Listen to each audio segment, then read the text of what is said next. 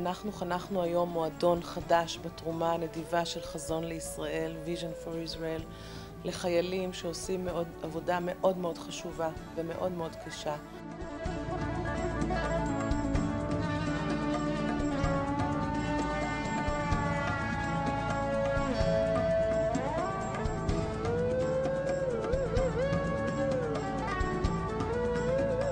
תודה רבה על זה שאתם עושים עבודת קודש פה, ואני רק יכולה לאחל לכם ביטחון ושאלוהים ישמור עליכם.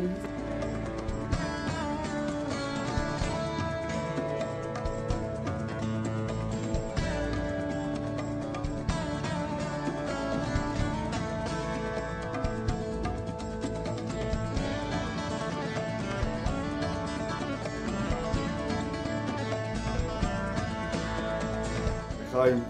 חיים. תודה לחזון ישראל, לבתיה ולכל הצוות. תודה רבה. תודה רבה לכם.